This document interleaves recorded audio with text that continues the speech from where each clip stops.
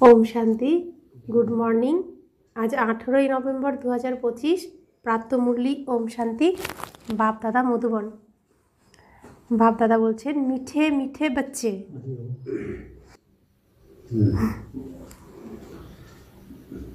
তোমরাই হলে প্রকৃত অলৌকিক জাদুঘর।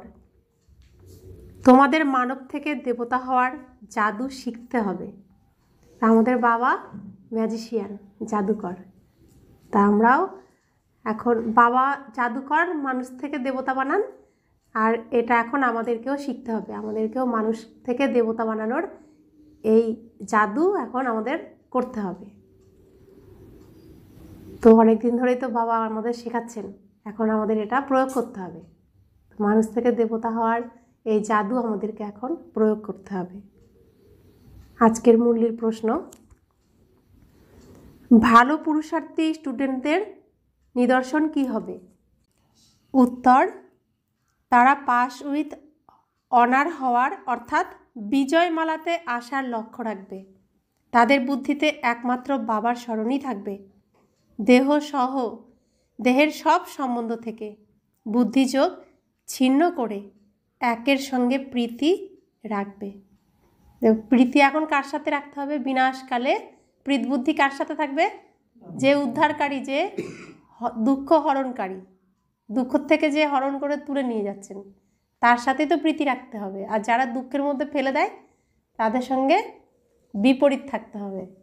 আর প্রীত যে উদ্ধার করছে, হরণ করছে দুঃখ, তার সাথেই রাখতে হবে। তাই জপ হরির নাম, তাই তো। তো হরণকারী আমাদের রাম, হরণকারী আমাদের কৃষ্ণ হচ্ছেন ব্রহ্মা বাবা, তাই তো। তা আমাদের এদেরকেই জপতে হবে। তো সবসময় আমার দিলকে আরাম যিনি দেন, দিল আরাম, রামকেই আমার এখন জপতে হবে, স্মরণ করতে হবে, তার সাথেই প্রীতি রাখতে হবে। এমন পুরুষার্থী মালার দানা হয়। তো সবসময় চেষ্টা রাখতে হবে স্মরণে বাবা, অনুসরণে ব্রহ্মা বাবা, আর কিছু না। এর মধ্যে সব কিছু এসে যাবে। ওম শান্তি। আত্মাদের পিতা তার আত্মারূপী বাচ্চাদের বসে বোঝান, তোমরা আত্মারূপী বাচ্চারা এখন জাদুকর, জাদুকরী হয়ে গেছো। তাই বাবাকেও জাদুকর বলা হয়। আমাদের মধ্যে পরিবর্তন এসেছে। প্রথম দিন যেদিন আমরা এই পরিবারে এসেছিলাম, এখানে আমাদের জন্ম হয়েছে, আর যেদিন থেকে আমরা এই পরিবারের শিক্ষা গ্রহণ করছি, তো সেই দিনের আগে আর সেই দিনের পরে পরিবর্তন এসেছে। তো সেই জাদু কে করেছে? বাবা করেছেন। বাবা ছাড়া আর কেউ করতে পারেন না। তো তিনি আমাদেরকেও কি বানাচ্ছেন? জাদুকর, জাদুকরী বানাচ্ছেন। এমন কোনো জাদুকর হবে না যে মানুষকে দেবতা বানাতে পারবে। এ তো জাদুকরী, তাই না? এটাই হলো জাদুকরী। তোমরা কত বড় উপার্জনের রাস্তা বলে দাও। স্কুলেও টিচাররা উপার্জন করা শেখায়। পড়া তো উপার্জন, তাই না? তো পড়াশোনার দ্বারা আমরা উপার্জন করি, সমস্ত কিছু প্রাপ্ত করতে পারি, ধন সম্পদ অর্থ পড়াশোনার দ্বারা। তো পড়াশোনাকে বলা হয় উপার্জনের মাধ্যম। ভক্তিমার্গের কথা, শাস্ত্র ইত্যাদি শোনা, একে পড়া বলা যাবে না। এতে কোনো আমদানি নেই, কেবল পয়সা খরচ হয়। তো ভক্তিমার্গে আমরা যা পড়াশোনার ব্যবস্থা করি, সৎসঙ্গ করি, সেখানে শুধু খরচই হয়, আমদানি কিছু হয় না। তো বাবা বলছেন, বাবাও বোঝান, ভক্তিমার্গে কত কত চিত্র বানিয়ে মন্দির তৈরি করে ভক্তি করতে করতে তোমরা কত পয়সা খরচ করে ফেলেছ। টিচার তো তবুও রোজগার করাতে শেখান, তার দ্বারা আজীবিকা জীবন ধারণ হয়। বাচ্চারা, তোমাদের পড়া কত উঁচু, আমরা যে পড়াশোনা করছি কত উঁচু, সবাইকেই পড়তে হবে। বাচ্চারা, তোমরা মানুষ থেকে দেবতায় পরিণত হবে। ওই পড়া থেকে তো ব্যারিস্টার ইত্যাদি তৈরি হবে, তাও এক জন্মের জন্য। এ কত রাত দিনের তফাৎ। তোমাদের মতো আত্মাদের শুদ্ধ নেশা থাকা উচিত। তো লৌকিকে যে পড়াশোনা করেছি সেই পড়াশোনা এক জন্মের পুরোটাও কাজে আসে না, 60 বছর পর্যন্ত কাজে আসে। আর এই পড়াশোনা কত কত বছর পর্যন্ত আসবে? 5000 বছর পর্যন্তই কাজে আসবে। 21 জন্ম আমরা ফিক্সড ডিপোজিট, কেউ নড়চড় করতে পারবে না। আর 21 জন্মের পরে আমরা এর ইন্টারেস্ট পাবো, সুদটা পাবো লাস্ট পর্যন্ত, যতদিন থাকবো স্টেজে, যতটা জমাবো সে অনুযায়ী পাবো। তো কত বড় উপার্জন, কত ভারী উপার্জন। তাই আমাদের শুদ্ধ নেশা থাকা উচিত। কি নেশা? বাবা যা শেখাচ্ছেন সেটা আমাদের করতে হবে, করে দেখাতে হবে। প্রত্যেক দিনের হোমওয়ার্ক প্রত্যেক দিন করে ফেললে তাহলে রেজাল্ট ভালো আসবে। তো সেই শুদ্ধ নেশা আমাদের থাকা উচিত। এ হলো গুপ্ত নেশা। এ তো অসীম জগতের পিতার জাদু, এ কত আধ্যাত্মিক জাদু। পরম আত্মাকে স্মরণ করতে করতে শতপ্রধান হয়ে যেতে হবে। সন্ন্যাসীরা যেমন বলে, তুমি মনে করো আমি এক ষাঁড়, এই মনে করে কুটিরে বসে যাও। সেও বলে আমি ষাঁড়, কুটির থেকে কিভাবে বাইরে আসব? বাবা এখন বলছেন, তোমরা পবিত্র আত্মা ছিলে, এখন অপবিত্র হয়ে গেছো। আবার বাবাকে স্মরণ করতে করতে তোমরা পবিত্র হয়ে যাবে। এই জ্ঞান শুনে তোমরা নর থেকে নারায়ণ আর মানুষ থেকে দেবতা হয়ে যাও। দেবতাদের তো সার্বভৌমত্ব ছিল, তাই না? তো দেবতারাই ছিল এই বিশ্বের মালিক, সমগ্র বিশ্বের মালিক, সার্বভৌমত্ব, সর্ব ভূমির উপর রাজত্ব ছিল। বাচ্চারা, তোমরা এখন শ্রীমতে চলে ভারতের দৈবী সার্বভৌম রাজ্য স্থাপন করছো। তা আমরা প্রত্যেকে এখন কি করছি? স্থাপনার কাজে অংশগ্রহণ করেছি, রাজ্য স্থাপন করছি। কোন রাজ্য স্থাপন করছি আমরা এখন? শ্রীকৃষ্ণের নারায়ণের রাজ্য বৈকুণ্ঠ স্থাপনার কার্যে আমরা এখন অংশগ্রহণ করছি। বাবা বলেন, আমি এখন তোমাদের শ্রীমত দিচ্ছি। এ কথা সঠিক নাকি শাস্ত্রের মত সঠিক? তোমরা বিচার করো কোনটা সঠিক। বাবা যা আমাদেরকে বোঝাচ্ছেন, দেখাচ্ছেন, শেখাচ্ছেন, অনুভব করাচ্ছেন, সেটা সঠিক না এতদিন যা আমরা করে এসেছি সেটা সঠিক? বিচার করো, নিজেই বিচার করো। গীতা হলো সর্বশাস্ত্র শিরোমণি, শ্রীমদ্ ভাগবত গীতা। এই গীতা বিশেষ করে লেখা হয়েছে। এখন ভগবান কাকে বলা হবে? সবাই অবশ্যই বলবে নিরাকার, নিরাকার শিবকেই ভগবান বলা হবে। তো ভগবান কাকে বলা হবে? অবশ্যই নিরাকার শিব। আমরা আত্মারা তাঁর সন্তান, সব ভাই ভাই। ওই একজনই হলেন বাবা। বাবা বলেন যে তোমরা সবাই হলে প্রিয়তমা, আমি তোমাদের প্রিয়তম, আমাকে তোমরা স্মরণ করো, কেননা আমি তোমাদের রাজযোগ শিখিয়েছিলাম যাতে তোমরা প্রত্যক্ষভাবে নর থেকে নারায়ণ তৈরি হও। তো ভগবান কে? যিনি স্বয়ম্ভূ, নিজেই নিজেকে সৃষ্টি করেন, নিজেই স্বয়ম্ভূ, নিজেকেই প্রকাশ করেন নিজেই, যিনি জন্ম মৃত্যুতে আসেন না, যিনি কখনো রূপ পরিবর্তন করেন না, যিনি কখনো অকল্যাণকারী হন না, যিনি সদা কল্যাণকারী, সদা সত্য, সদা সুন্দর, যিনি এই জন্ম মৃত্যুর চক্রে আসেন না, তিনি তো হবেন ভগবান। তা না হলে সবাই সমান হয়ে গেলে ভগবান কি করে হলো?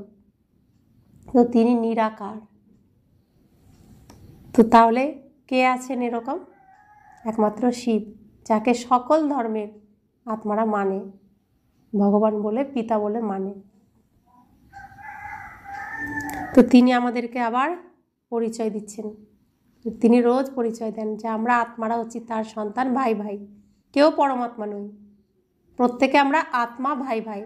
আর পিতা একজন, তিনি হলেন পরম পিতা, পরম আত্মা, শিব বাবা। তো বাবা বলছেন, তোমাদেরকেই আমি প্রত্যক্ষভাবে সরাসরি এসে নর থেকে নারায়ণ বানাই। তো ভগবান নিজে এসে আমাদেরকে নর থেকে নারায়ণ বানাচ্ছেন। এটা প্র্যাকটিক্যালি তো, প্রত্যক্ষভাবেই তো, পরোক্ষভাবে নয়। তিনি সরাসরি আসেন আর আমরা তার সামনে সরাসরি প্রত্যক্ষভাবে সামনে বসে থাকি, একদম তার সম্মুখে। ওরা তো বলে দেয় যে আমরা সত্যনারায়ণের কথা শুনি, এ তো বুঝতেই পারে না যে এর থেকে আমরা নর থেকে নারায়ণ তৈরি হব। তো এতদিন সত্যনারায়ণের কথা তো আমরা কত শুনেছি, নারায়ণ পূজা করেছি কত, কিন্তু তার থেকে যে আমরা নারায়ণ হব বা হতে পারি এটুকু ভাবার মতো ক্ষমতাও আমাদের ছিল না, মনের মধ্যে এটুকু শক্তিও ছিল না যে হতে পারি এটা ভাববো। কতটা দুর্বল ছিলাম আমরা, অজ্ঞান ছিলাম। বাবা তোমাদের মতো আত্মাদের জ্ঞানের তৃতীয় নয়ন দান করেন, যাতে আত্মারা সমস্ত কিছু জেনে যায়। তো কাদের মতো আত্মাদেরকে? আমাদের মতো, যারা অতি সাধারণ একদমই গরিব ফকির কাঙাল হয়ে গেছি, তুচ্ছ বুদ্ধির হয়ে গেছি, সেই আত্মাদেরকে ভগবান এসে জ্ঞানের তৃতীয় নয়ন খুলে দিয়েছেন, দান করেছেন, যাতে আমরা সমস্ত কিছু তৃতীয় নয়নের দ্বারা জেনে যাই। তো শাস্ত্রে বলেছে না যে ভগবানকে বলছে আমাকে এই চর্মচক্ষুর দ্বারা দেখা যায় না, স্থূল জিনিস দিয়ে আমাকে পাওয়া যায় না, বলেছেন না ভগবান। তো তাকে দেখার জন্য, অনুভব করার জন্য আমাদেরকে তৃতীয় নয়ন দান করেছেন, যে নয়নের দ্বারা আমরা তাকে অনুভব করছি, দেখছি, আমাকেও দেখছি, এই পৃথিবীর সমস্ত সিনেমাটাকেই দেখছি। পুরো সিনেমা দেখা যাচ্ছে, শুরু থেকে শেষ পর্যন্ত সিনেমা কোন চোখের দ্বারা দেখছি আমরা? তৃতীয় নয়নের দ্বারাই না দেখছি। আর সেই তৃতীয় নয়ন দান করেছেন কে? স্বয়ং ভগবান। কাদেরকে দান করেছেন? আমাদেরকে। তৃতীয় নয়ন কাদের থাকে? দেবতাদের থাকে। তাহলে আমরা দেবী দেবতা হতে পারবো, এটাই বিশ্বাস করতে হবে, নিজেকে বিশ্বাস করাতে হবে, তবেই আমরা হতে পারবো। শরীর ছাড়া তো আত্মা কথা বলতে পারে না। আত্মাদের থাকার জায়গাকে নির্বাণ ধাম বলা হয়। বাচ্চারা, তোমাদের এখন শান্তিধাম আর সুখধামকেই স্মরণ করতে হবে। তো সন্ন্যাসীরা পবিত্র থেকেছে, এই সংসারকে তারা কাক বিষ্ঠার সমান সুখ মনে করেছে, তারা সুখকে স্বীকার করেনি, গ্রহণ করেনি। কেন? তারা ভগবানের সাথে লীন হতে চেয়েছে। আর তারা ভগবান কাকে মনে করেছে? এই নির্বাণ ধাম, শান্তিধাম, ব্রহ্মতত্ত্ব, ব্রহ্মলোক, আমাদের বাড়িকে তারা ভগবান মনে করেছেন, আর সেখানে তারা লীন হতে চেয়েছেন। তো তারা পবিত্র থেকেছেন বলে বাড়ি পর্যন্ত পৌঁছে গেছেন, কিন্তু পিতাকে চিনতে পারেননি, ভগবানকে চিনতে পারেননি। কিন্তু আমরা সংসারে থেকেছি, আমরা তুচ্ছ হয়েছি, অপবিত্র হয়েছি, পতিত হয়েছি, অধম হয়েছি, তারপরেও ভগবান আমাদেরকেই তৃতীয় নয়ন দিয়েছেন, আমাদেরকেই তিনি দর্শন দিয়েছেন, আমাদেরকেই তিনি তার সমস্ত ভাণ্ডার দিচ্ছেন। তো আমরা কত সৌভাগ্যবান, কত সৌভাগ্যশালী আত্মা। তো তাই বাবা আমাদেরকে কি বলছেন? তোমাদেরকে এখন কি স্মরণ করতে হবে? শান্তিধাম, যেখানে আমরা এখন ফিরে যাব আমাদের বাড়ি, আর সেখান থেকে আমরা আবার আসবো কোথায়? সুখধামে। তো বাড়িকেও স্মরণে রাখতে হবে, আর এখানে যে আসবো আমাদের যে উদ্দেশ্য সেটাকেও স্মরণে রাখতে হবে। বুদ্ধি এখানে নিয়ে যেতে হবে। এই দুঃখধামকে বুদ্ধি থেকে ভুলতে হবে। আমরা যেখানে রয়েছি এখন, এখান থেকে বাবা বলছেন এই শরীররূপী নৌকা, এটা নোঙর তোলো, আর এর মধ্যে ভাসানোর কোনো প্রয়োজন নেই। কিনারে চলে এসেছো তোমরা, এখন নৌকা কোথায়? ওই পারে নিয়ে যেতে হবে, ওই পারে চলে এসেছি, তাই আর গভীরে যাওয়ার চেষ্টা করো না। আত্মা এখন এই জ্ঞান পেয়েছে যে ঠিক কি আর ভুল কি, কর্ম, অকর্ম আর বিকর্মের রহস্য বোঝানো হয়েছে। বাবা বাচ্চাদেরই বুঝিয়ে বলেন, আর বাচ্চারাই এ কথা জানে। আর মানুষ তো বাবাকে জানে না। কারা জানে বাবাকে? চিনতে পারছে কারা? এই পৃথিবী স্টেজে তিনি কত বছর ধরে অভিনয় করছেন? 1936 সাল থেকে আজকের দিন পর্যন্ত তিনি অভিনয় করে যাচ্ছেন, শিক্ষা দিয়ে যাচ্ছেন, তার পাঠ চলছে। চিনতে পেরেছে কতজন, বুঝতে পেরেছে কতজন? আমি যে তাকে চিনতে পেরেছি, বুঝতে পেরেছি, তিনি যে আমাকে এই তৃতীয় নয়ন দিয়েছেন, দান করেছেন, তাকে কোটি কোটি ধন্যবাদ, কোটি কোটি শুক্রিয়া। অন্য কাউকেও তো দিতে পারতেন, তিনি তো আমাকে সিলেক্ট করেছেন, তার সুনজর আমার উপর পড়েছে, তার দৃষ্টি আমার উপর পড়েছে। তো আমি কত সৌভাগ্যবান আত্মা। আর এই সৌভাগ্য আমাদেরকে এখন সফল করতে হবে, এর লাভই আমাদের এখন উঠাতে হবে। তো বাবা বলছেন, তাহলে কারা জানতে পারছে? যারা প্রজাপিতা ব্রহ্মাকুমারী ঈশ্বরীয় বিশ্ববিদ্যালয়ে আসেন, তাকে পিতা বলে স্বীকার করেন, শুধুমাত্র তারাই। আর বাকিরা যারা এর বাইরে রয়েছেন তারা কেউ জানে না। বাবা বলেন, এই নাটকও বানানো আছে রাবণ রাজ্যে সকলের কর্মই বিকর্ম হয়ে যায়। এই নাটকে এমনই সিন, আমরা এখন রাবণ রাজ্যে আছি, যা কর্মই করব সেটা বিকর্ম হয়ে যায়। মনে কিছু ভাববো, ভাবনাটাও একটা কর্ম, সেই ভাবনাটাও কি হয়ে যায়?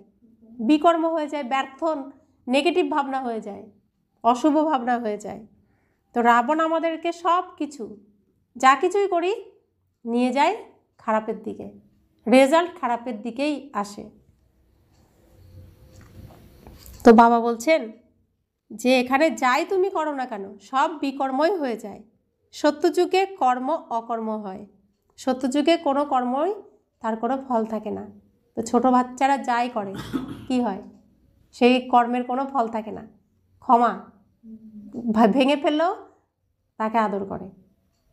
ছোট বাচ্চারা, তাদের কোনো কর্মের জন্য তাদের ফল থাকে না। তো আমরা সত্যযুগে সৃষ্টির এই ছোটোবেলাতেই থাকবো, সেজন্য আমাদের কোনো কর্ম তার কোনো অকর্ম হবে না, বিকর্মও হবে না, কর্মও হবে না।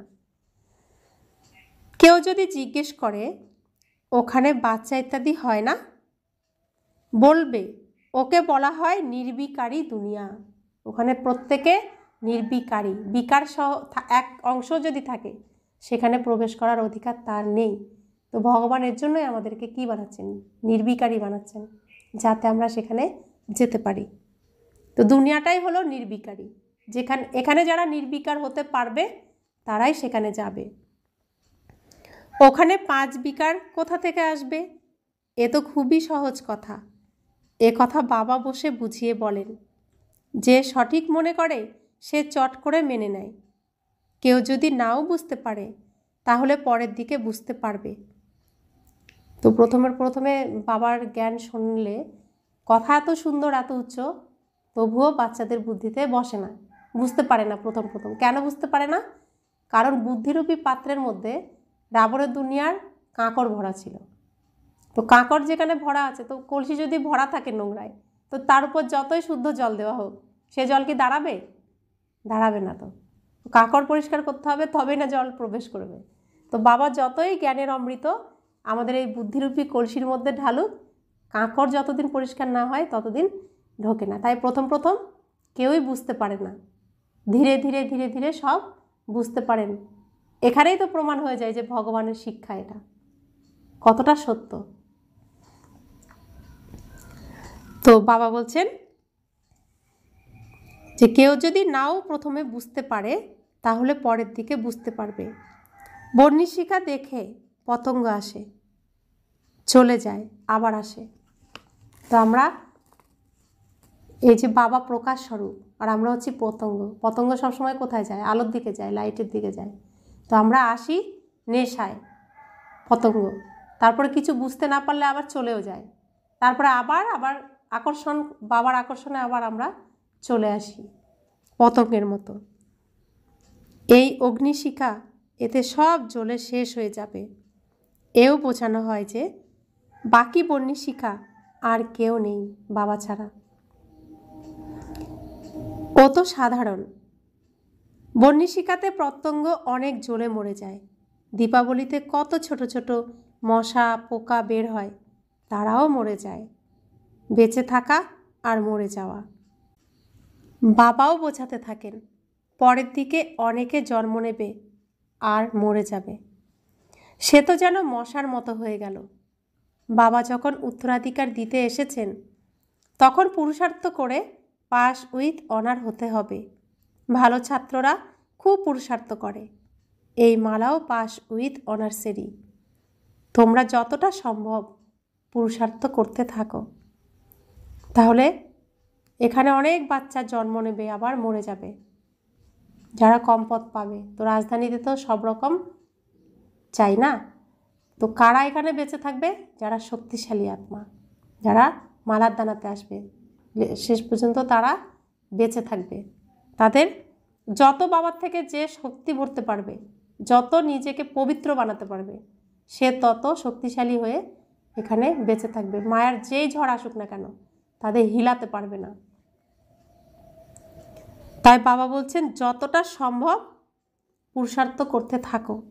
বিনাশকালে বিপরীত বুদ্ধি বলা হয়। এর উপরও তোমরা বোঝাতে পারো। বাবার সঙ্গে আমাদের প্রীত বুদ্ধির সম্পর্ক। আমরা প্রীত কার সাথে রেখেছি? কার কার সাথে রেখেছি প্রীত? স্বয়ং ভগবান শিব বাবার সাথে আর শ্রীকৃষ্ণর সাথেও আমরা প্রীত রেখেছি। ব্রহ্মা বাবার সাথে আমাদের প্রীত। তো ব্রহ্মা বাবার সাথে প্রীত না রাখলে শিব বাবার কাছে আমরা পৌঁছাতে পারবো না। তাই প্রথম প্রীত কার সাথে?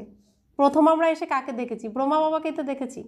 তাহলে প্রথম প্রীত শ্রীকৃষ্ণর সাথেই, কারণ আমরা সত্যযুগ থেকে কলিযুগের এই শেষ পর্যন্ত শ্রীকৃষ্ণের সাথে সাথে থেকে অভিনয় করেছি। তো প্রীত তার সাথে। সে আমাদেরকে লালন পালন করেছে, দেখে শুনে রেখেছেন। বাবা আমাদের দায়িত্ব শ্রীকৃষ্ণের উপর দিয়েছেন।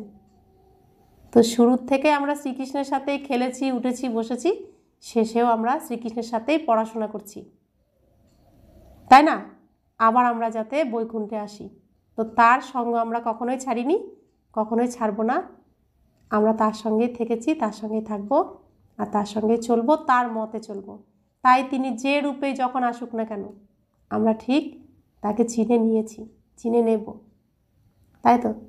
তো এখন শ্রীকৃষ্ণের কোন রূপ? শ্যামবর্ণ বিকারী রূপ, যা দুনিয়া মানছে না। তার এই রূপটাকে কেউ দেখতেও চাইছে না, বুঝতেও চাইছে না, কিন্তু আমরা চিনে নিয়েছি, তাকে সব রূপেই ভালোবাসি। তো ব্রহ্মা বাবার সাথে কত প্রীত আমাদের। তো ব্রহ্মা বাবার সাথে সেই জন্যই আমরা প্রীত রাখতে পারছি, কারণ আমাদের ভালোবাসা, আমাদের ভাবনা, আমাদের চাওয়া সব শুদ্ধ। তাই শ্রীকৃষ্ণের আত্মাকে আমরা ভালোবাসি, শরীরকে আমরা ভালোবাসি না। শ্রীকৃষ্ণের আত্মার সঙ্গে আমার সম্পর্ক। সেই জন্য সে বিকারী হোক, নির্বিকারী হোক, যেমনই হোক, সে আমার সহযোগী, আমার পালনকর্তা, তাই না? সেজন্য আমরা চিনে ফেলেছি, আর তার সঙ্গেই আমরা থাকি। তো এই ভালোবাসা আমাদের প্রত্যেককে দিতে হবে। যে ভালোবাসার দ্বারা আমরা শ্রীকৃষ্ণকে চিনেছি, শিব বাবাকে চিনেছি, সেই ভালোবাসা আমাদের এখন যারা অবুঝ ভাই তাদেরকেও দিতে হবে। সেজন্য বাবা আজকে বলছেন তোমরাও জাদুকর, তোমরাও মানুষ থেকে দেবতা বানানোর জাদু, এটাকে তোমাদের এখন কাজে লাগাতে হবে। তো সেজন্য বাবা বলছেন বাবার সঙ্গে আমাদের প্রীত বুদ্ধির সম্পর্ক। এক বাবাকে ছাড়া আমরা আর কাউকেই স্মরণ করি না। বাবা বলেন যে দেহ সহ দেহের সব সম্বন্ধকে ভুলে গিয়ে মা মেকম স্মরণ করো। ভক্তিমার্গে তোমরা অনেক স্মরণ করে এসেছ। হে দুঃখহর্তা, সুখকর্তা, এভাবে আমরা তাকে ডেকেছি। হে দুঃখহর্তা, সুখ প্রদানকারী, হে প্রভু তুমি এসো, কত বলেছি আমরা। তাহলে বাবা অবশ্যই সুখ দান করেন, এটাই প্রমাণ হয়। তাই তো তাকে ডাকি, হে ভগবান তুমি কোথায় আছো, আমাকে এই দুঃখ থেকে মুক্ত করো, আমি আর সইতে পারছি না। দুঃখ পেলে আমরা বলি তো এসব কথা। তো তিনি নিশ্চয়ই সুখ প্রদান করেন, তখন কোনো দেহধারীর কথা তো স্মরণে আসে না। যিনি সুখ দেন নিশ্চয়ই তার কথাই স্মরণে আসবে। তো সুখ প্রদানকারী হলেন একমাত্র তিনি, এটাই আমরা নিজেরাই প্রমাণ করেছি, তবেই তাকে স্মরণ করেছি। স্বর্গকে বলা হয় সুখধাম। বাবা বোঝান যে আমি তোমাদের পবিত্র বানাতে এসেছি। বাচ্চারা যে কামচিতাতে বসে ভস্ম হয়ে গেছে, আমি তাদের উপর এসে জ্ঞানের বর্ষণ করি। তা আমরা আমাদের যে শুভ গুণ, শুদ্ধ যে আমাদের মন ছিল, শুদ্ধ গুণ ছিল, পবিত্র ছিল, সব রাবণ কি করেছে, তার নোংরা দিয়ে পুরো ভরে দিয়েছে। তা আমরা ছিলাম সোনা, আমাদেরকে একদম লোহা বানিয়ে জং ধরিয়ে দিয়েছে।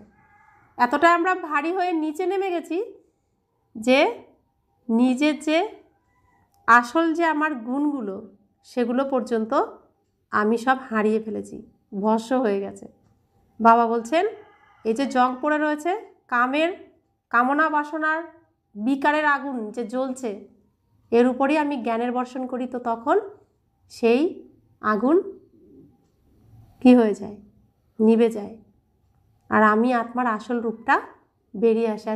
বাবার এই জ্ঞানের অগ্নির দ্বারা আমি আত্মা আবার লোহা থেকে সোনা হয়ে যাই। তা আমরা এখন, এতদিন আমরা সবাই কামচিতায় বসেছিলাম, এখন আমরা জ্ঞান চিতায় বসেছি। বাচ্চারা, আমি তোমাদের যোগ শেখাই। বাবাকে স্মরণ করলে তোমাদের বিকর্ম বিনাশ হবে, আর তোমরা পরিস্থানের মালিক হয়ে যাবে।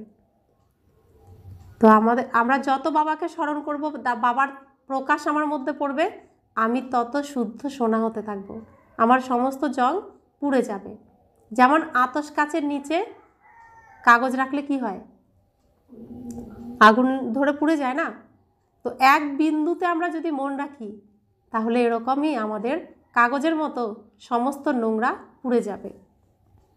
আর আমরা কি হব, পরিস্থান, অর্থাৎ যমুনার কণ্ঠে যে রাজধানী স্থাপন হবে, পরীদের রাজধানী, সেখানে আমরা গিয়ে মালিক হয়ে যাব। আমরা নিজেরাও মালিক হব, আর অন্যদের মালিক হওয়ার রাস্তাও বলে দেব। তোমরাই তো জাদুকর, তাই না? বাচ্চাদের এই প্রকৃত নেশা থাকা চাই যে এই আমাদের প্রকৃত জাদুকরি। কোনো কোনো জাদুকর খুব হুঁশিয়ার হয়, কি কি জিনিস বের করে দেখায়। এই জাদুকরি আবার অলৌকিক। তো লৌকিকের জাদুকররা খুব হুঁশিয়ার, ফার্স্ট ক্লাস হয়, কত কিছু বের করে করে দেখায়। আর আমরা হচ্ছি কোন জাদুকর? আমরা অলৌকিক, অর্থাৎ এক বাবা ছাড়া আর কেউই শেখাতে পারে না। আমরা যে জাদু দেখাই, এ জাদু ভগবান ছাড়া, বাবা ছাড়া আর কেউই শেখাতে পারে না।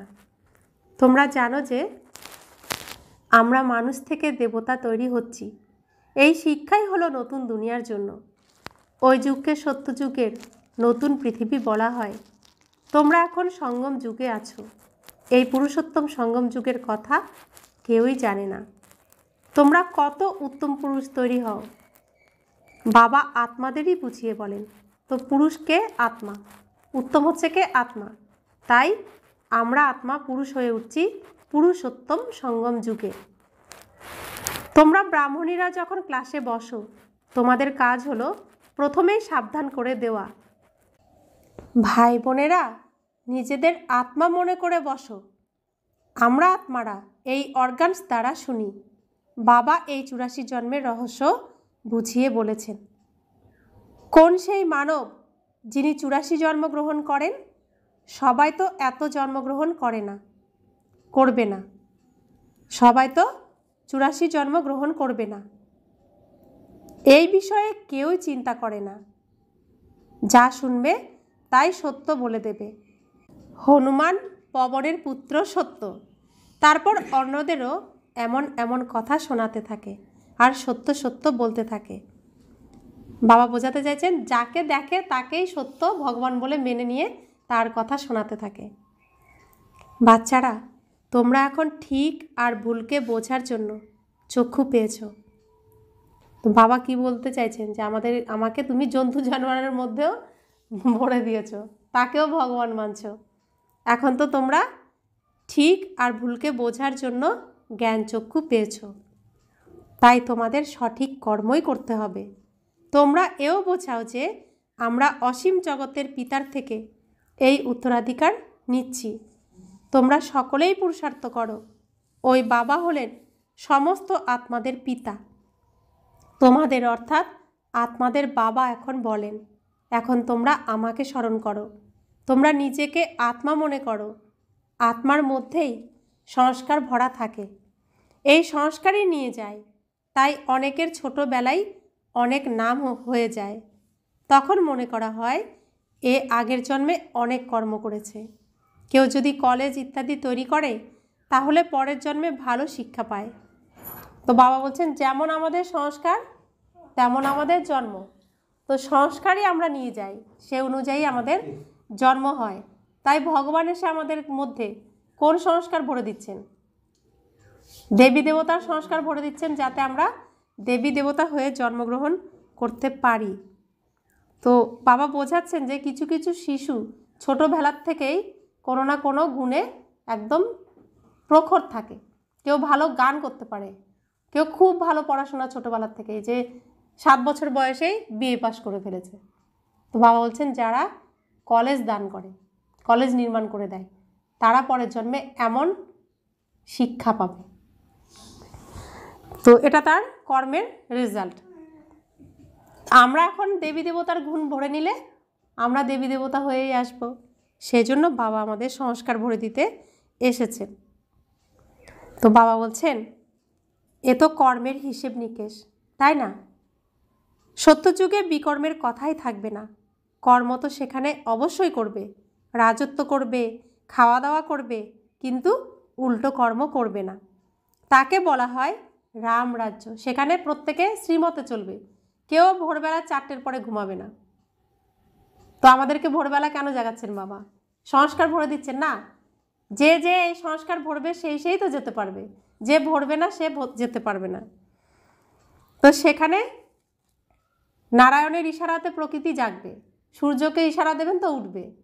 তাহলে নারায়ণকে কখন উঠতে হবে? সূর্যের আগেই তো উঠতে হবে। তো নারায়ণ যদি সূর্যের আগে উঠে যায় মহারাজা, তার দেশের প্রজারা কি ঘুমাবে? প্রত্যেককেই উঠতে হবে, তবেই সেখানে দিন শুরু হবে। তো এরকম সিস্টেমে সেখানে সব কিছু নিয়মে চলে, মর্যাদায় চলে। তো সেই জন্য বাবা আমাদেরকে এই নিয়ম কানুন মর্যাদা শেখাচ্ছেন। তো বাবা বলছেন তাকে বলা হয় রামরাজ্য, এখানে হলো রাবণ রাজ্য। এখন তোমরা শ্রীমতে চলে রামরাজ্য স্থাপন করছো। আমরা সেখানে কি নিয়মে উঠব, আর এখানে সবাই অনিয়মে ঘুমায়, অনিয়মে ওঠে। রাবণ সব নিয়ম ভেঙে চুরে শেষ করে দিয়েছে। কোথায় সনাতন শুদ্ধ শাশ্বত নিয়ম, আর কোথায় রাবণের বিকারী নিয়ম? তো আমরা এখানে সব কিছু উল্টো কর্ম করি, যা আমাদের জন্য সঠিক সেটার উল্টোটাই আমরা এখানে করি। তো বাবা বলছেন এখন তোমরা শ্রীমতে চলে, শ্রীমতে চলে কথাটা আন্ডারলাইন করতে হবে। রামরাজ্য স্থাপন করছো, তো আমরাও শ্রীমতে উঠি। কখন? শ্রীমতে। প্রকৃতি যখন জাগে, আমার এই প্রকৃতি অর্থাৎ আমার শরীররূপী প্রকৃতিকেও তখন আমরা জাগিয়ে দিই। তো এটাই হলো শ্রীমত। সে হলো নতুন দুনিয়া। পুরানো দুনিয়াতে দেবতাদের ছায়া পড়ে না। লক্ষ্মীর জড়চিত্র নিয়ে রাখো, ছায়া পড়বে। তো বাবা বলছেন পুরানো দুনিয়াতে দেবতাদের ছায়া পড়ে না, কিন্তু লক্ষ্মীর জড়চিত্র রাখো তো ছায়া পড়বে। চৈতন্যের পড়তে পারে না, চৈতন্য লক্ষ্মী এখানে আসবে না, তার ছায়াও এখানে আসবে না। বাচ্চারা, তোমরা জানো যে সকলকেই পুনর্জন্ম নিতে হবে। কুয়ো থেকে জল তোলার এক বিধি হয় না, কপিকল ঘুরতেই থাকে, তোমাদের এই চক্র ঘুরতে থাকে। এর উপরই দৃষ্টান্ত দিয়ে বোঝানো হয়। পবিত্রতা তো সব থেকে ভালো। কুমারী পবিত্র হয়, তাই সকলেই তার চরণ স্পর্শ করে। তোমরা হলে প্রজাপিতা ব্রহ্মা কুমার, ব্রহ্মা কুমারী। বাবা কি বোঝাতে চাইলেন? এখানে আমরা নতুন জন্মগ্রহণ করেছি, প্রত্যেকে কুমার আর কুমারী। আমাদের এখানে শুদ্ধ পবিত্র জন্ম হয়েছে, পবিত্রতার আধারেই আমাদের জন্ম হয়েছে, তাই আমরা প্রত্যেকে পবিত্র। এই পবিত্রতাকে ধরেই আমরা আগাবো, এগিয়ে যাব, আমরা আর অপবিত্র হব না। সেজন্য বাবা মনে করিয়ে দিচ্ছেন কুমারীরা পবিত্র হয়, আর সেজন্য কুমারীদের চরণ স্পর্শ করা হয়। তো তোমরাও কুমারী, তোমরাও শুদ্ধ পবিত্র সম্পূর্ণ হয়ে যাও, তোমাদেরও চরণ স্পর্শ করবে। বেশিরভাগ কুমারী, তাই এই মহিমা আছে যে কুমারীর দ্বারা বান মারবে। তো প্রজাপিতা ব্রহ্মা কুমারী ঈশ্বরীয় বিশ্ববিদ্যালয়ে প্রথম অগ্রাধিকার কাকে দেওয়া হয়? কুমারীদের। তাই এখানে কুমারীরাই বেশি। আর বাবা আমাদেরকে কি দিয়েছেন? বান দিয়ে দিয়েছেন, কুমারীদেরকে বান দিয়ে দিয়েছেন। আর কুমারীরা এই বানের দ্বারা মারবে কাদেরকে? প্রত্যেকের ভিতরের অসুরকে মারবে। তো আমরা হচ্ছি শিবের শক্তি, সেই শক্তিকে রচনা করেছেন স্বয়ং শিব বাবা। আমরা হচ্ছি সেই শক্তি স্বরূপা নারী, শক্তি স্বরূপা কুমারী দেবী দুর্গা, যাকে স্বয়ং শিব বাবা নিজে সৃষ্টি করছেন। এ হলো জ্ঞানবান। তোমরা বসে ভালোবেসে বোঝাও, বাবা হলেন একমাত্র সদ্গুরু, তিনিই হলেন সকলের সদ্গতি দাতা। ভগবানুবাচ মন মনা ভব। এ তো মন্ত্র, তাই না? এতেই পরিশ্রম। তোমরা নিজেকে আত্মা মনে করে বাবাকে স্মরণ করো। এ হলো গুপ্ত পরিশ্রম। আত্মাই তমপ্রধান হয়ে গেছে, আবার শতপ্রধান হতে হবে। বাবা বুঝিয়েছেন যে আত্মা আর পরমাত্মা বহুকাল আলাদা থেকেছে। কতদিন আলাদা থেকেছি আমরা? বহুকাল। কতকাল আলাদা থেকেছি? 5000 বছর আমরা আত্মা পরমাত্মার কাছ থেকে আলাদা থেকেছি। আমরা নিজেদেরকে আত্মা কি ভেবেছি? শরীর ভেবেছি। তো শুদ্ধ পবিত্র পরম আত্মা এই ধরাধামে এসেছেন, এসে আমাদেরকে চিনিয়েছেন যে তোমরা আত্মা। তো পরমাত্মার সাথে আমরা আত্মাদের এই 5000 বছর পরে আবার মিলন হচ্ছে। যে প্রথমে আলাদা হয়েছে সেই প্রথমে মিলিত হবে। তো প্রথমে কে আসে স্টেজে? শ্রীকৃষ্ণ।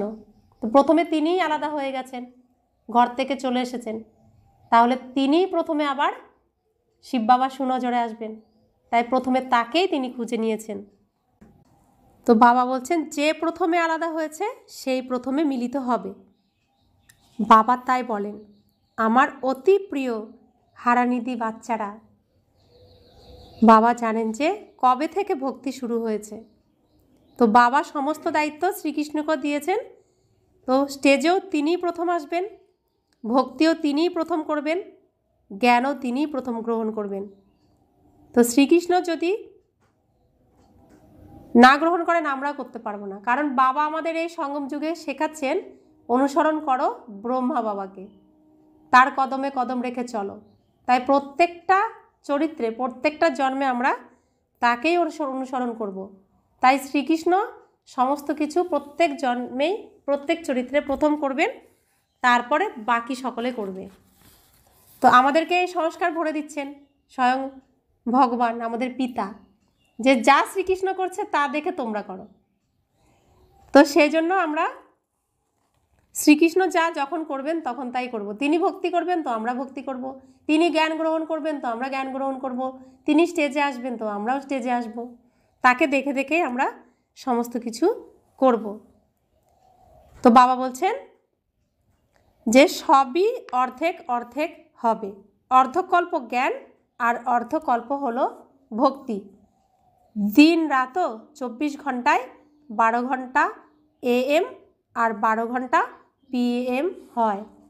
তো 12 ঘন্টা হয় দিন, 12 ঘন্টা হয় রাত, 12 ঘন্টা হয় আলো, 12 ঘন্টা হয় অন্ধকার। কল্প অর্ধেক অর্ধেক, ব্রহ্মার দিন আর ব্রহ্মার রাত।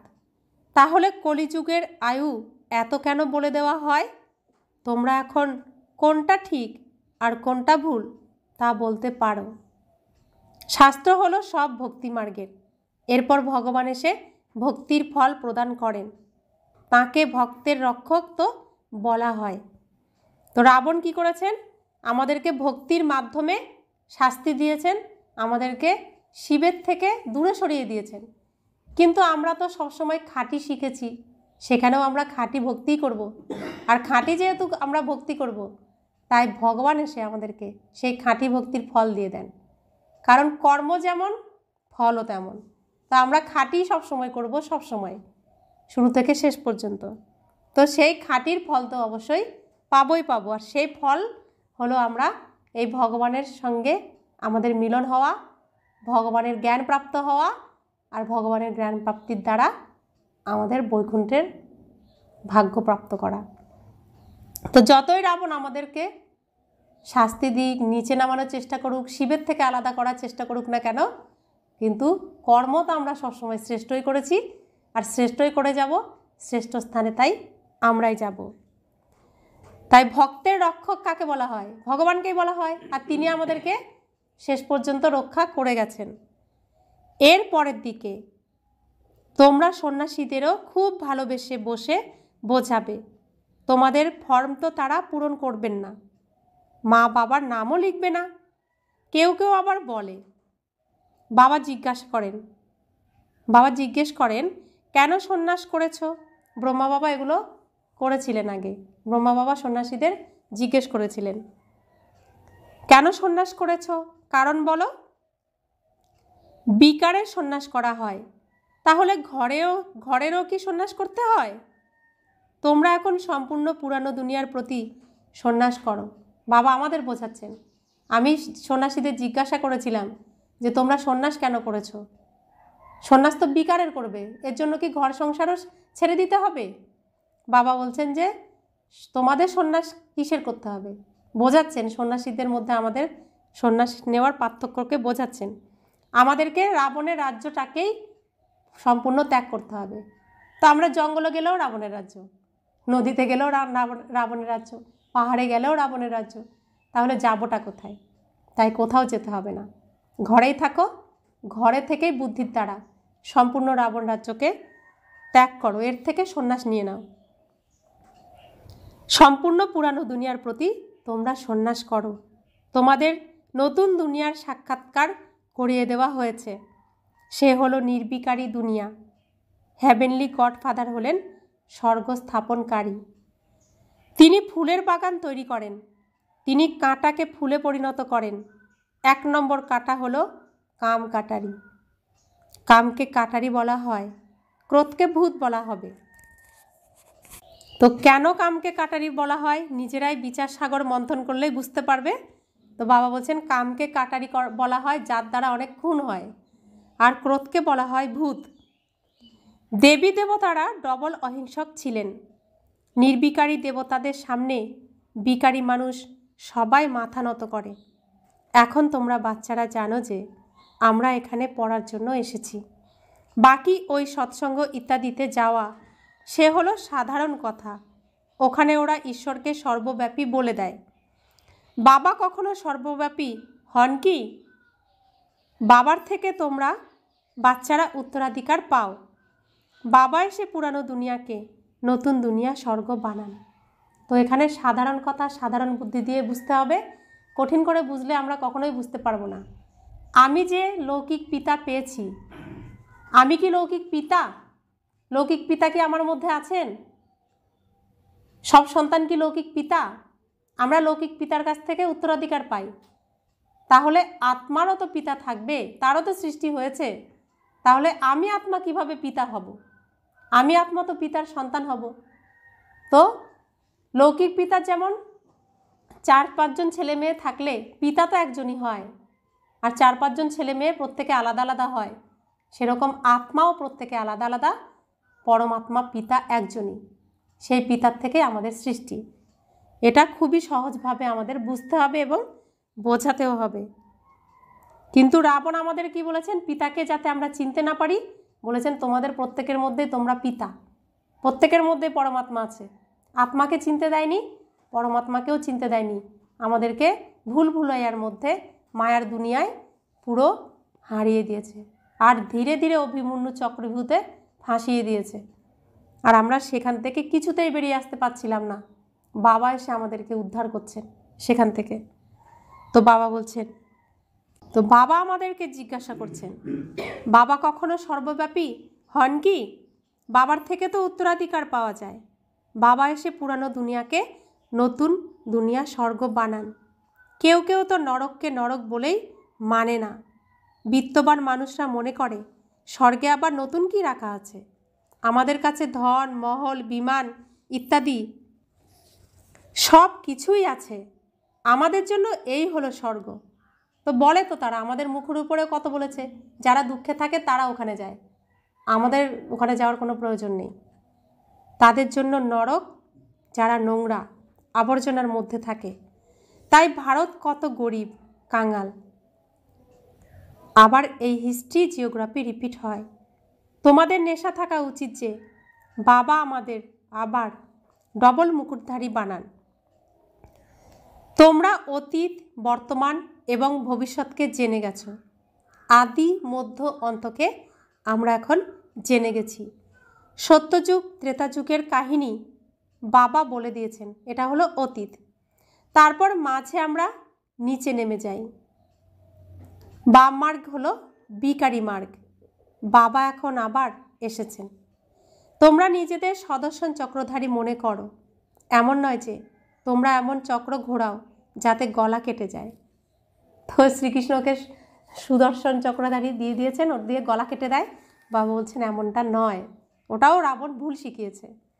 তোমরা চক্র ঘোরাও যাতে সমস্ত কিছু স্মৃতিতে চলে আসে, আমাদের আসল রূপ স্মরণে আসে, আর আমাদের আসরিক যে রূপ ছিল সেই আসরিক রূপটাকে আমরা কেটে ফেলে দিই। কৃষ্ণের হাতে চক্র দেখানো হয় যে তিনি দৈত্যদের মারতেন, এমন কথা তো হতেই পারে না। তোমরা বুঝতে পারো যে আমরা ব্রাহ্মণরাই হলাম স্বদর্শন চক্রধারী। আমরা এখন নিজেকে স্বকে দর্শন করছি। আমরা মূলত দেবী দেবতা রূপে অভিনয় করব, এটাই আমাদের গুণ। আমাদের গুণ দেবী দেবতা রূপে প্রকাশ পায়, আর সেইটাই হচ্ছে আমাদের আসল রূপ। আর এই যে আমরা আসরিক রূপ পেয়ে গেছি, রাবণ আমাদের আসরিক রূপে সাজিয়ে দিয়েছিল, সেটাকেই আমাদের এখন চক্র ঘুরিয়ে মুছে ফেলতে হবে। এর জন্যই সদর্শন চক্র বাবা আমাদেরকে দিয়ে দিয়েছেন।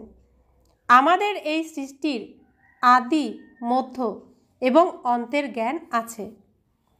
ওখানে দেবতাদের তো এই জ্ঞান থাকবে না। ওখানে হলো সদ্গতি, তাই তাকে বলা হয় দিন। এই যে এখন যে জ্ঞান আমরা পাচ্ছি, এই জ্ঞান আর কখনো কি থাকবে? সত্যযুগ থেকে কলিযুগ পর্যন্ত মনেই থাকবে না, কারণ সেখানে আমরা অভিনয় করব। সেখানে এই জ্ঞান মনে থাকবে না। এই জ্ঞান শুধুমাত্র এই সময়ে আমরা প্রাপ্ত করি নিজেকে তৈরি করার জন্য। সেই আদিতে যে আমাদের রূপ, সেই রূপটা দেখিয়ে দিচ্ছেন সেই রূপে সাজার জন্য। সেজন্য এই সময় শুধু এই জ্ঞান প্রাপ্ত করছি, এই সময়ই থাকবে, এই সময়েই সব কিছু আমরা আমাদের সমস্ত কিছু নাটকটাকে জানতে পারছি। সম্পূর্ণ নাটকের জ্ঞান আমাদের মধ্যে আসছে, যা স্টেজে যখন থাকবো তখন থাকবে না। তো বাবা বলছেন ওখানে হলো সদ্গতি, তাকে বলা হয় দিন। রাতেই যত সমস্যা হয়, ভক্তিতে দর্শন করার জন্য কত হরযোগ ইত্যাদি করে। নওদা ভক্তি যারা করে তারা তাদের প্রাণ দান করার জন্য তৈরি হয়ে যায়, তখন সাক্ষাৎকার হয়। ড্রামা অনুসারে তাদের চাহিদা অল্পকালের জন্য পূরণ হয়। কারণ ভক্তি করার সময় আমরা শুধু এটুকুই ভাবতাম, একবার যদি দর্শন পেতাম, এটুকুই ভাবার সাহস আমাদের ছিল, তার বেশি সাহস ছিল না। তো নবদা ভক্তি যারা করত তারা দর্শনও পেত, যেই রূপে স্মরণ করত সেই রূপে দর্শনও পেত। তো সেই চাহিদা অল্প সময়ের জন্য পূরণও হয়ে যেত। বাকি ঈশ্বর কিছুই করেন না। অর্ধেক কল্প ধরে ভক্তির পাঠ চলতে থাকে। তো আমরা অর্ধেক কল্প ধরে শুধু তার একটু দর্শনের আশাই করে এসেছি, কিন্তু আমাদের চাওয়া ছিল কি খাঁটি। আর সেই খাঁটি চাওয়ার জন্য আমরা এখন যার দর্শন চেয়েছি তার সাথে এখন উঠি, তার সাথে সারাদিন চলি, তার সাথে ঘুমাই, তার সাথে খাই, তার সাথে স্নান করি, সমস্ত কিছু আমরা তার সাথেই করতে পারি। কেন? এটা খাঁটি ভক্তির ফল আমরা প্রাপ্ত করেছি। তো তিনি ভক্তির ফল আমাদের দিয়েছেন, তবে আমরা এই সৌভাগ্য প্রাপ্ত করেছি। अच्छा, मीठे मीठे सिखिलाते बच्चों प्रति माता पिता बाप दादा का याद प्यार और गुड मॉर्निंग। रूहानी बाप की रूहानी बच्चों को नमस्ते। हम रूहानी बच्चों की रूहानी माता पिता बाप दादा को याद प्यार गुड मॉर्निंग और नमस्ते नमस्ते नमस्ते। शुक्रिया बाबा, शुक्रिया बाबा, शुक्रिया। धारणार जन्य मुख्य सार। प्रथम धारणा, এই আধ্যাত্মিক নেশায় থাকতে হবে যে বাবা আমাদের ডবল মুকুটধারী বানাচ্ছেন। আমরা হলাম স্বদর্শন চক্রধারী ব্রাহ্মণ। অতীত, বর্তমান এবং ভবিষ্যতের জ্ঞান বুদ্ধিতে ধারণ করে চলতে হবে। বাবা যা আমাদেরকে বোঝাচ্ছেন এটাকে স্মরণ করে করে চলতে হবে। এই জ্ঞানের আধারেই আমাদের চলতে হবে। দ্বিতীয় ধারণা, পাস উইথ অনার হওয়ার জন্য বাবার প্রতি প্রকৃত ভালোবাসা রাখতে হবে। যে প্রকৃত খাঁটি ভক্তি আমরা করেছি, সে যার দ্বারা বাবাকে পেয়েছি, এখানেও সেই খাঁটি ভালোবাসা তার প্রতি রাখতে হবে। বাবাকে স্মরণের গুপ্ত পরিশ্রম করতে হবে। বরদান, নিজের ডবল লাইট স্বরূপের দ্বারা আগত সকল বিঘ্নগুলিকে অতিক্রমকারী তীব্র পুরুষার্থী ভব। আগত বিঘ্নগুলি দেখে ক্লান্ত বা হৃদয় বিদীর্ণ হওয়ার পরিবর্তে নিজেকে আত্মিক জ্যোতি স্বরূপ আর নিমিত্ত ভাবের ডবল লাইট স্বরূপ দ্বারা সেকেন্ডে হাই জাম্প দাও। বিঘ্নরূপী পাথর ভাঙতে সময় নষ্ট করো না, জাম্প লাগাও আর সেকেন্ডে পার হয়ে যাও। ক্ষণিকের বিস্মৃতির কারণে সহজ মার্গকে জটিল বানিও না। নিজের জীবনের ভবিষ্যতের শ্রেষ্ঠ লক্ষ্যকে, মঞ্জিলকে স্পষ্ট দেখে তীব্র পুরুষার্থী হও। বাপ দাদা বা বিশ্বের সকলে তোমাদেরকে যে স্বরূপে দেখছে, সেই শ্রেষ্ঠ স্বরূপে সদা স্থির থাকো। তো বাবা আমাদেরকে বরদান দিচ্ছেন। তা আমরা স্টেজে অনেকের সাথে অভিনয় করেছি, অনেক হিসাব নিকাশ রয়েছে, আর এখন আমাদের সমস্ত হিসেব নিকাশ মেটানোর সময়। তো হিসেব নিকাশগুলোই বাধাবিঘ্ন হয়ে সামনে আসবে। বাবা বলছেন সব দায়িত্ব আমাকে দাও, তোমরা পাশ কাটিয়ে চলে যাও, জাম্প করে চলে যাও, তোমাদের সব হিসেব নিকাশ আমি মেটাবো। তাই ভয় করো না, কোনো বিঘ্ন আসলে ভয় পাবে না। সবসময় আমার হাত ধরে থাকবে, আর শ্রীকৃষ্ণের হাত ধরে থাকবে, ব্রহ্মা বাবার হাত ধরে থাকবে। আর নিজের যে সামনের রূপ, দেবী দেবতার রূপ, নিজেকে ওই রূপে ভেবে চলতে থাকো আর সাজতে থাকো, চলতে থাকো, সাজতে থাকো। সেই শ্রেষ্ঠ স্বরূপে সদা স্থিত হয়ে থাকো। কারণ রাবণ তো আমাদের টলাতে চাইবেই চাইবে। আমরা কোনোভাবেই অঙ্গদের পা আমাদের অচল থাকবে, কখনোই টলাতে পারবে না। স্লোগান, সদা খুশিতে থাকা আর খুশি বিতরণ করা, এটাই হলো সব থেকে বড় নেশা। অব্যক্ত ইশারা, অশরীরী বা বিদেহী স্থিতির অভ্যাস বাড়াও। এখন সংগঠিত রূপে একটাই শুদ্ধ সংকল্প অর্থাৎ একরস স্থিতি বানানোর অভ্যাস করো। তবেই সমগ্র বিশ্বে শক্তি সেনার নাম সুপ্রসিদ্ধ হবে। যখন চাও শরীরের আধার নাও, আর যখন চাও শরীরের আধার ছেড়ে নিজের অশরীরী স্বরূপে স্থিত হয়ে যাও। যেরকম শরীর ধারণ করেছ সেই রকম শরীর থেকে পৃথক হয়ে যাও। এই অনুভবই হলো অন্তিম পরীক্ষায় ফার্স্ট নম্বর নিয়ে আসার আধার। তো বাবা আমাদের প্রত্যেক দিন অশরীরী হওয়ার পদ্ধতি বলে দিচ্ছেন, আর এটা প্রয়োগ করে আমাদেরকে এই স্থিতিতে আসতে হবে। এটাই আমাদের এখন প্র্যাকটিস, পুরুষার্থ। ওম শান্তি।